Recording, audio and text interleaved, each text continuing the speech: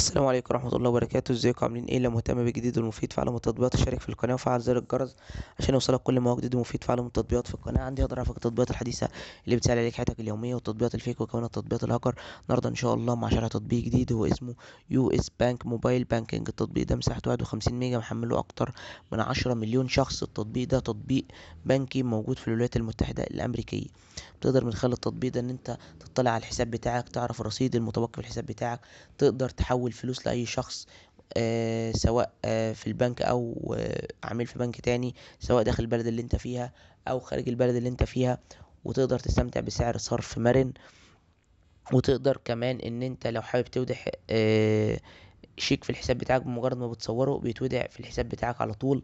وكمان بتقدر تحصل على فيزا كارت تتعامل فيها في البيع والشراء الاونلاين او من اي متجر الكتروني. وتقدر تتعرف من خلال التطبيق على اقرب الفروع للبنك واقرب صراف آلي ليك في حالة ان انت حابب تسحب فلوس كاش.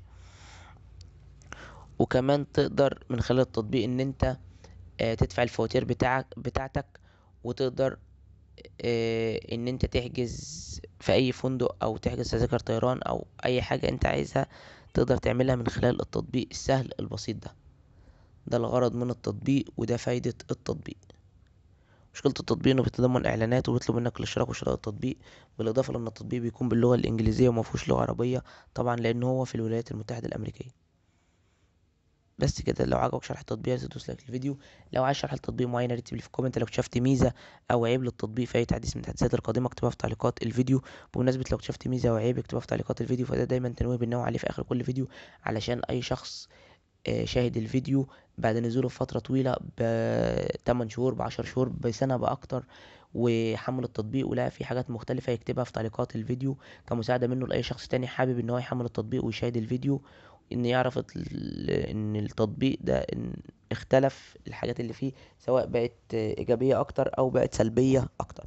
علشان في بعض الناس بلاقيها كاتبالي تعليقات على فيديوهات موجودة على القناة بقالها فترة طويلة، بقالها سنة أو أكتر من سنة، واللي احنا بعد ما حملنا التطبيق لقينا فيه حاجات مختلفة عن اللي انت قلتها، سواء إيجابية أو سلبية. ده ببساطة لأنك حملت التطبيق بعد نزوله بفترة طويلة.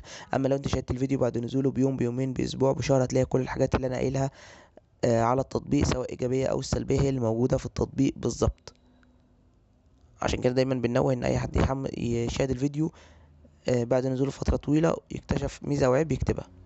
اما لو انت لقيت الفيديو موجود على القناة، موجود من زمان بقاله فترة طويلة، وحابب ان انت تحمل التطبيق بس خايف لا يكون في حاجات مختلفة، فانت ممكن تكتب لي في تعليقات اي فيديو تقول لي اشرح لي التطبيق ده مرة كمان، او تراسلني على الفيس او على ماسنجر على الاكونت باسم مراجع برامج، وانا انزل لك شرح مفصل ومبسط لاي تطبيق انت عايزه.